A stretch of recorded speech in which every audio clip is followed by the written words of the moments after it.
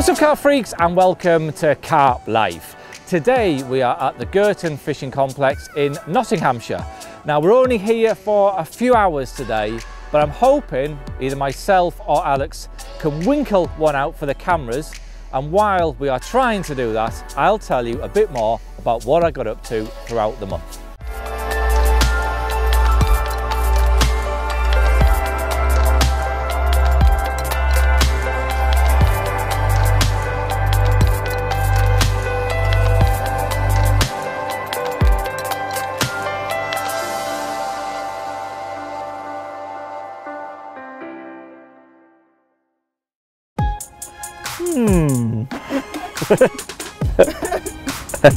Why is it so messy? Don't film the chaos that's going on in the van. Look at that. It's good, isn't it? Empty box. A carpy bucket with some bait in it. This is terrible. This is embarrassing. One welly. No sign of the second welly. Reels that I can't show you. Really can't show you. Top secret. Gym kit, yep, always have the gym kit in the van as well.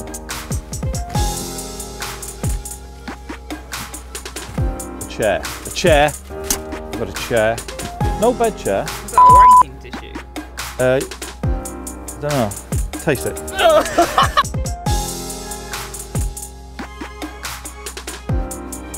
One's just boshed out there. What would you be fishing today? Zigs or bottom? Honestly? I would be fishing zigs, probably. But? Well, we could fish zigs. I'm on the zigs. Well, we'll do that then. The zigs. We'll make this interesting, yeah? Okay, yeah. See, I would be fishing zigs, but I think we'll have a bit of a. I can't say that because when I win, you'll be like, oh, I would have been fishing. No, but we'll make it interesting. I'm fine. I'll fish. I'll fish bags down the margins, and you fish zigs. We'll make it interesting. Okay, let's do that. 4 hours, 4 hour match. 4 hour match, yeah. I can't, literally blindfolded.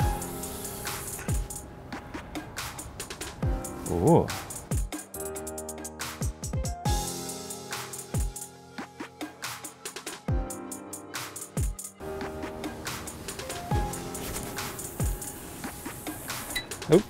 So I was just casting out to clip up where I was going to cast the PVA bag. As I felt the lead down, the rod's just gone like that in my hands, and we've had a pike grab a bare hook. It's actually grabbed a bare hook on the drop. It's hooked in the mouth. I can't believe that. So that's good angling. That is good angling. The hook's right in his mouth there. He's literally grabbed a bare hook on the way down. Pike by design. That's nice angling. That's a nice one. Yeah, we're off to a flyer today. That's the first time I think I've had that happen before. I've had them, I've had pike attack leads and attack pop-ups when I've been reeling in, but never just a bare hook on the way down like that. But this makes it pike now on the past 3 Carp Lives. We caught one by design at Ladywood, and the month before that we caught one from the canal. Now this little fellow. But yes, I would like a carp next. I actually better put some bait on first. I don't think that's going to happen on a bare hook on the drop, is it? Right, let's get him back.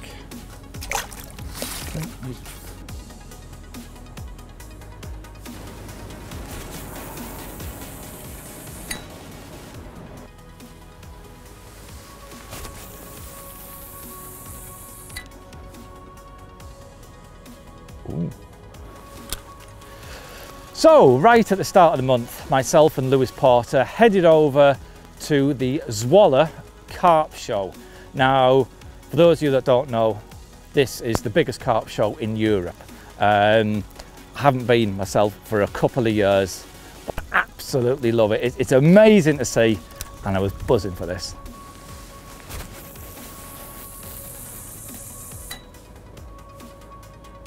Oh, that's the one, right, got you. Now, not only is this show great because of the exhibitions and the vast amount of tackle that's on show, but it's also a great chance to catch up with the other fox consultants from around Europe. On the night time, we have a meal together and also hit the town.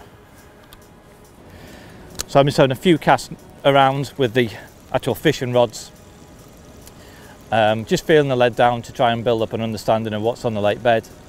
There's a bit of light weed out there, nothing major, but there seems to be one strip of about 5 or 6 feet wide where it's nice clean gravel, and either side of that is light weed.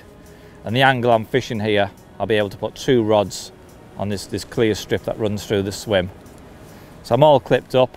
I just want to double check. Have one more cast. Go a bit farther into the lake. Yeah, that's nice. Right, what we'll do now, we'll get some rigs on, some PVA bags tied, and get them in place.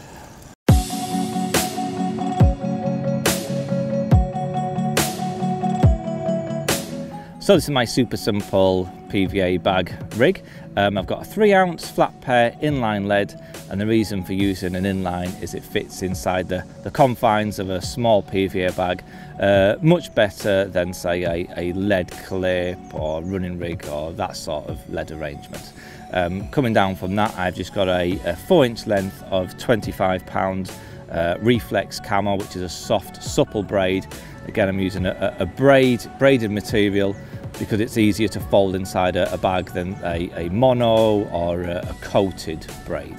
I've got a BB split shot just pinched onto the line there, and that, when trimmed down, critically balances one of my as yet unnamed, soon to be released special jobby pop-ups.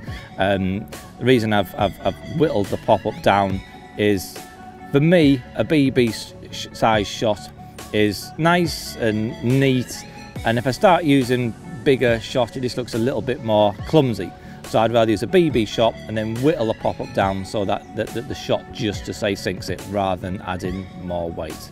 Then I've just got a size 6 wide gate beak point hook, which is just a knotless knot setup, and a little bit of fine silicone there on the shank of the hook to trap the hair in place and also act as a blowback rig.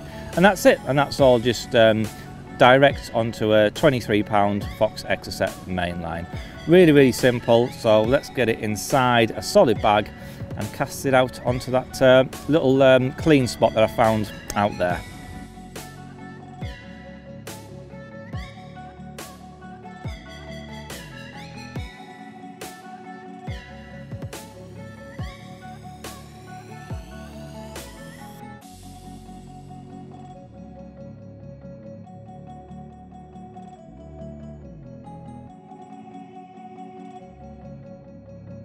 Now, a lot of people ask me, how do I tie up my solid PVA bags? Well, this is how I do it.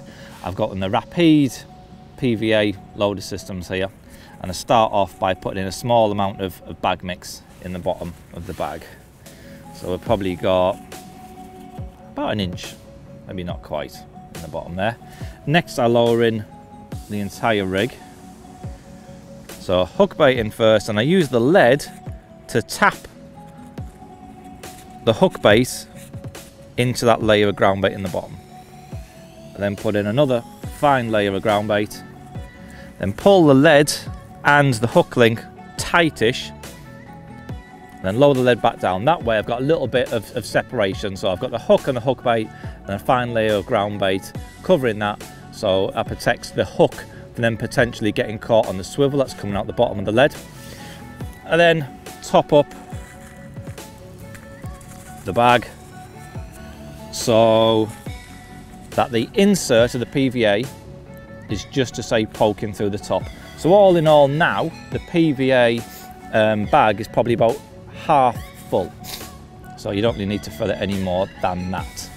So at half full, and then hold the bottom, or hold the filled part of the bag tight, and then twist the top round. Once I start twisting, and then lick the PVA that's on the loading tool. Carry on twisting and slide the loader down onto the bag. Hold it for a couple of seconds, and then the PVA has set and stuck to the rest of the bag. And then poke the corners of the bag in, and with the little tag ends, pull them tight to take out any of the slack in the bag. Lick them and fold them over and stick.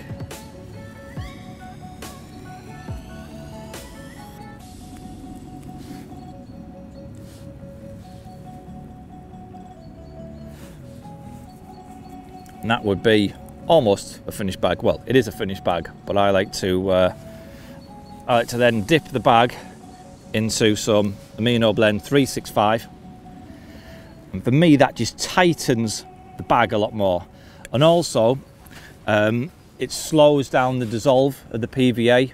It's quite deep water that we're casting into there, and although the water temperatures are still low and the PVA dissolve time will be reduced, I just want to make sure that makes it to the lake bed in one piece.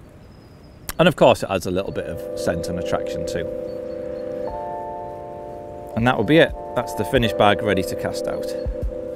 Well, after I got back from Zwolle, it was time to do some work down the lake. Now this is something I was actually really excited about, because we were draining down the stock pond, which meant getting the pumps out of retirement.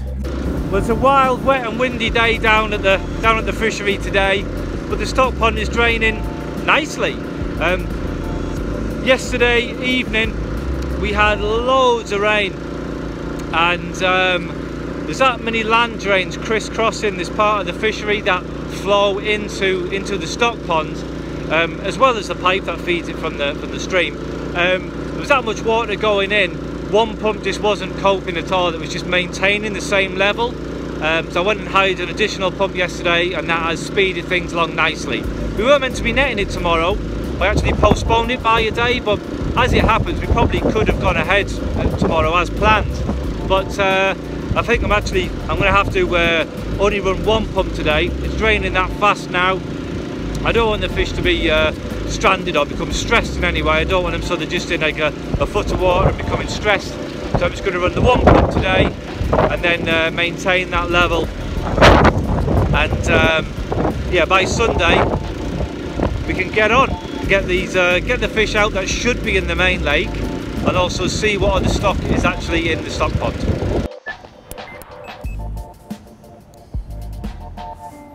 So for the rest of that week I'd have to stay close to home to make sure that the pumps were topped up with fuel, and also that the drain down was going well and was going to be on schedule.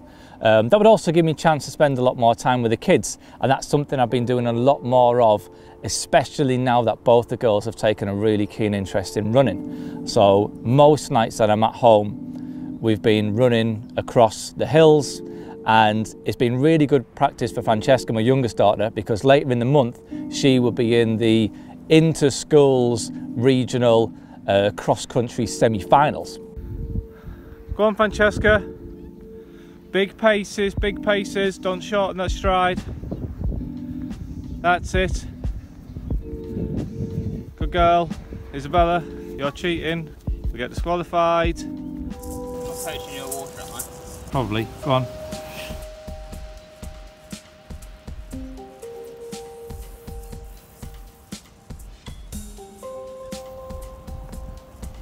Right, Alex, what's the plan?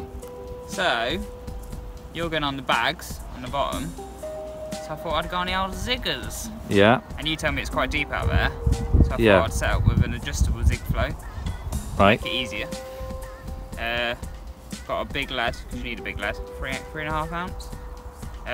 Fox adjustable zig float, 2 foot of light mono zig fishing, and then a little zig liner, red on it. And then what I'm going to do is just hook the zig liner back into a piece of foam there, just to stop it tangling on the cast. And then when it's in the water, that foam will come off basically, and I'll be able to pull it under down to the depth I want to. So there we go. I like. Nice.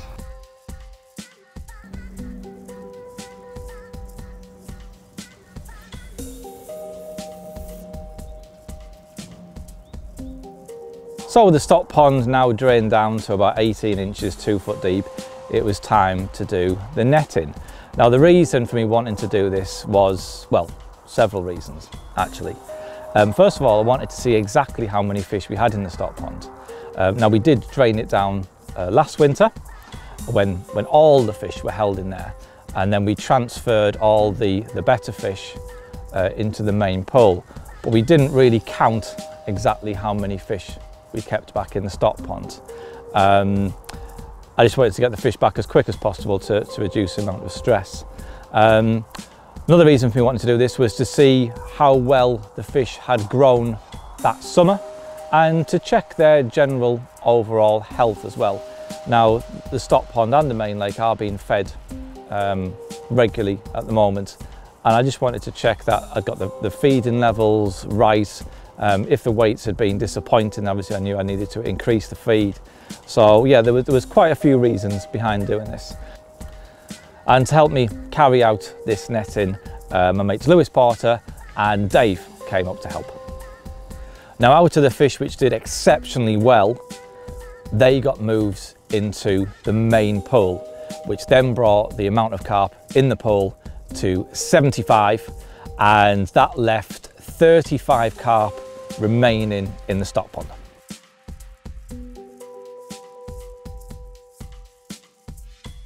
This is the biggest one we've netted out the stock pond so far, and it was a fish that we stocked just over 12 months ago at around about 11 £, and now he weighs just under 18, so that's fantastic growth. Really happy with that one. And yeah, I think this one should really belong in the main pool, so I'm going to transfer him over there now. Yeah? And here he goes in his new home in the main pool.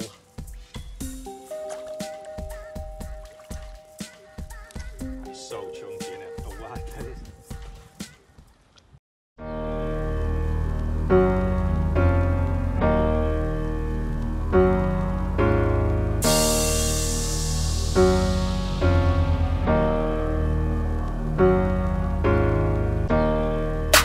With the stock pond filling up nicely, I now had the time to be able to hit the banks once again. So I decided to make my way up to Scotland for some grayling fishing with my mate Simon. Now, because there was no pressure on either one of us to catch on this trip, we both achieved our targets. We decided to use this session really as a way of just learning more about the river and just gain more knowledge for next winter. We found ourselves fishing areas and stretches that we ordinarily may have perhaps ignored, but you know, these are areas that couldn't necessarily be ruled out.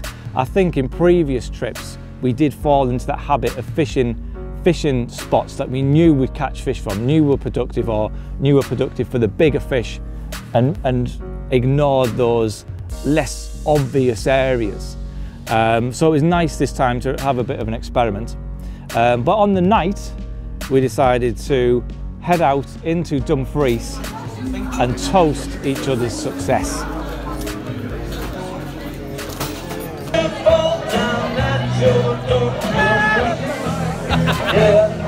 So after a pretty heavy night, I awoke at the crack of about 10 o'clock the next morning, and Simon had already made his way down to the river.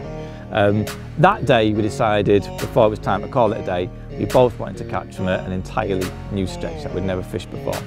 The river was already in a fairly dour mood anyway, so it was tough going, but by the end of the day we had caught from a new stretch, and it was all valuable lessons learned. We learned probably more on this final session than the previous 2 trips combined.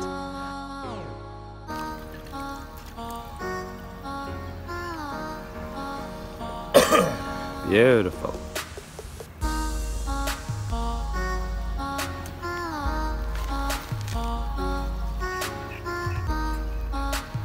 What do you reckon? £1.75? Maybe, might be that. Quite light. Nice fish though when I've been struggling. You have struggled this weekend, haven't you? Not like you, that youth. Not like me. That's been hard going though. No big ones at all really. My biggest has been £2 exactly. I think that's my biggest as well. Yeah, it's been real hard work. It was great to have a social with Simon, and I'm sure I will catch up with Simon a lot more as the year goes on, so you'll definitely see more of him in future episodes of Carp Life. A couple of days later, and my youngest daughter Francesca was in her inter-school regional cross-country semi-finals, and I was really proud of her to have made it this far. When I was at school, I was a really good runner, and it looked like she was going to take after me. Now I went to I had a private education, and my school really didn't care much about sports, athletics. It was all academic, and I was never really pushed in my sports. Now the problem I've got now is I seem to be quite pushy with my daughters, and I can see the potential and I want them to do well, but at the same time I have a feeling I'm becoming a bit of a pushy parent. Anyway, so she ran her race. I managed to get some footage of her setting off. Francesca.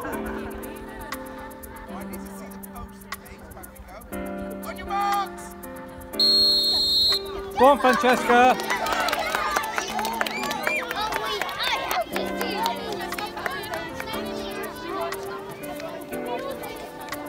And by the end of the race, I was one of them annoying dads running alongside her, shouting and screaming, and forgot to film all of that.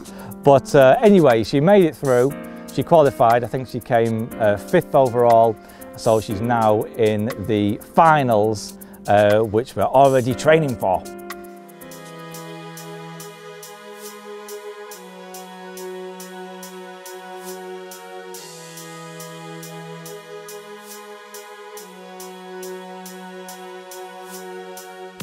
Now, a couple of months ago, I put some new stockfish into the Wainstones Pool, and I said then, that's it, there's no more going in this winter. Well, I ended up putting more fish in, didn't I? I'd seen some photos on social media of fish from Front Fish UK, beautiful scaly fish, quite unique as well with the scaling patterns, and I decided I had to have some of them for the lake. So we had 7 fish delivered, and I'd already hand-picked them beforehand, and I couldn't wait to see them in the flesh. That was right out the blue.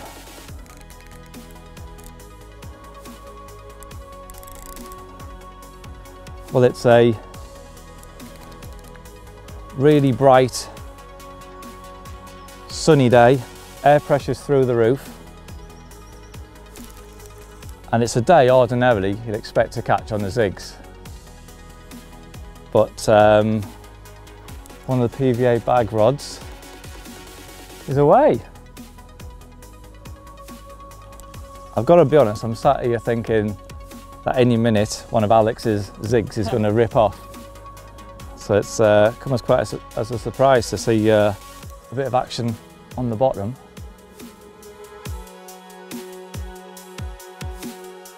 Definitely not a pike.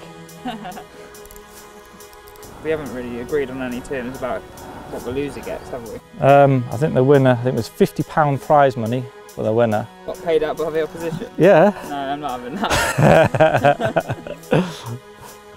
Oh well, the loser buys KFC. Okay. Yeah? Apart from, where is KFC? It's alright, it's only a slight detour for you. So I only have to go in the direction of where you live? Yes. Buy you a KFC and then drive home? Yes. Hey, these are the you shouldn't have had this match. You knew what you were signing up for, didn't you? I'm going to start trying now. Move into netting position. It's a lovely scaly one, that. Oh, it's a common. No wonder it's a scaly one. I thought it was a fully scaled. Come on. Oh yes. Yes! Hey! That's a result. That'll do. That will do. He's not bad, is he? Not bad at all.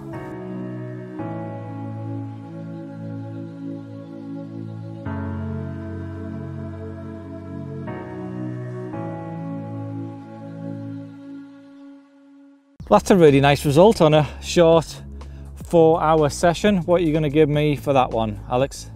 I'd say 16. 16? Well, it's a good double. 16, I'll give it 16, mate. That's very generous, thank you. I'll take £16 for that one. I reckon he's probably just under, but I'll go with 16.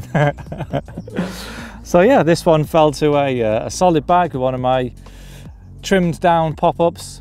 Fished in about 12-13 feet of water, right in the middle of the day when the sun's blazing and air pressure's sky high. Typical zig conditions, really. So yeah, that makes it even more special, I reckon.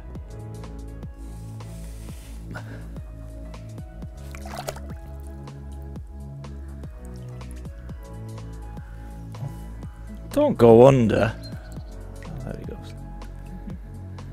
Yeah, I reckon you're right. I reckon it is 16.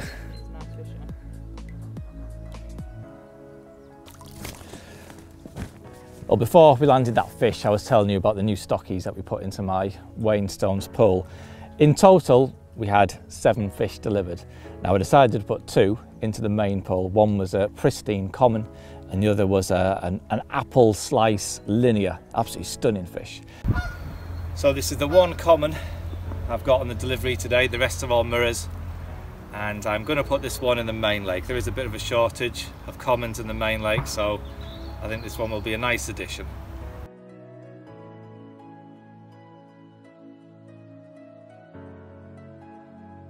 So this is the last fish out of the tank, and I think this is the best one so far. Lovely big shoulders, awesome scales, and I think I'm going to put this one in the main pool actually. I really like this fish.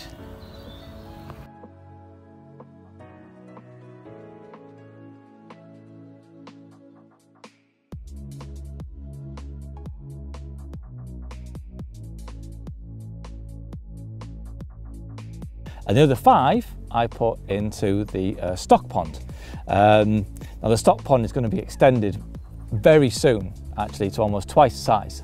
And that's going to be available for exclusive full lake bookings at a later date.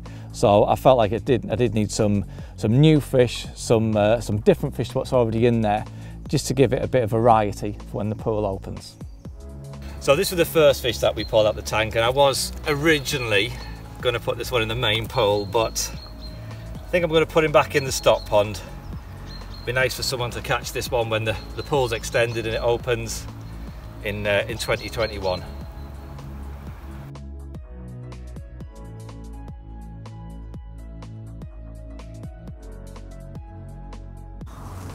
You recasting?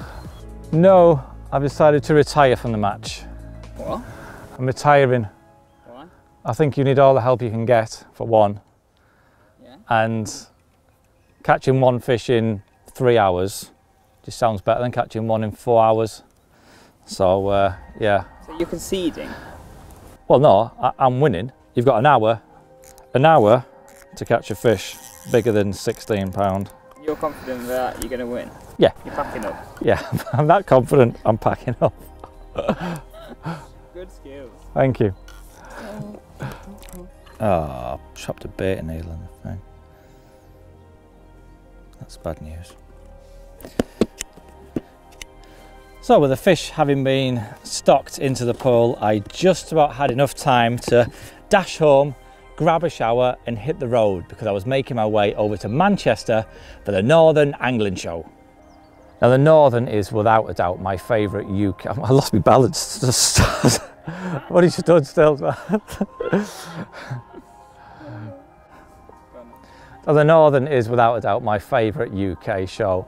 It's always really, really busy. And it's great to speak to so many really enthusiastic. I have 3 reelies, so that's how really it is. It's a really big deal. I was helping out on the CC Moore stands all weekend, and I was also doing a talk in the rig and bait clinic, funny enough, about my rigs and baits. So thank you to everyone who came along and let me bore you for an hour with all that. On the night, CC Moore guys and I headed out into Manchester, and overall it was just a really good weekend. It was a great social event, good to catch up with the guys at CC Moore, and also to meet so many enthusiastic and genuinely passionate carp anglers.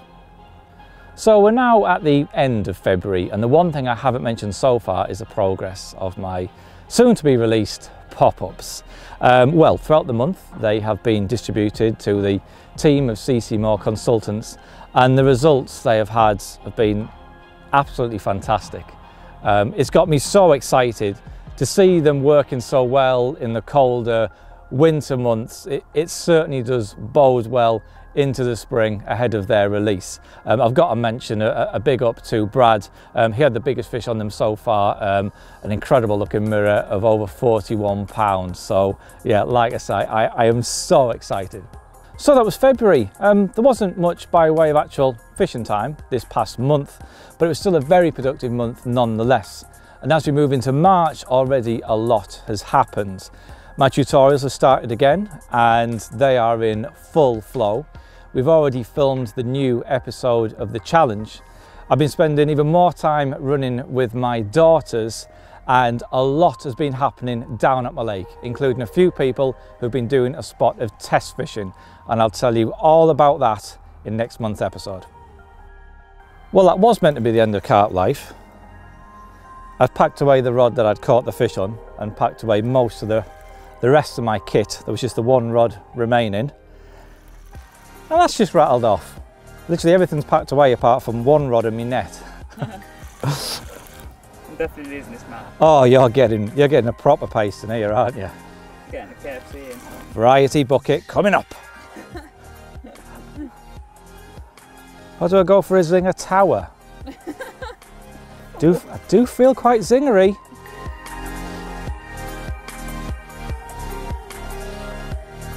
Ask me what a zinger tower is. Youth. It's a zingery chicken with a hash brown, I believe, and just all the usual paraphernalia you get in a chicken burger. Look at it go.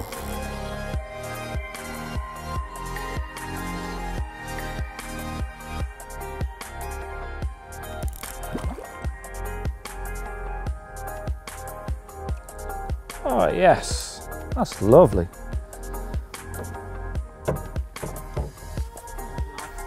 Surprise at the end. It was, yeah. That's a nice bonus fish.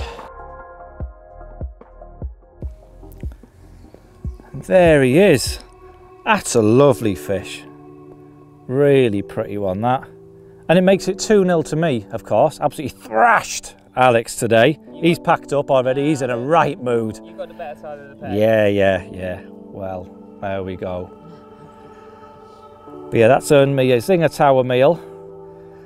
And it always feels even better when you've caught them in the dying moments of the session. Feels like they're even more hard-earned. But right now I'm going to slip this fella back, because that really is it for me this month. And I'll see you next time.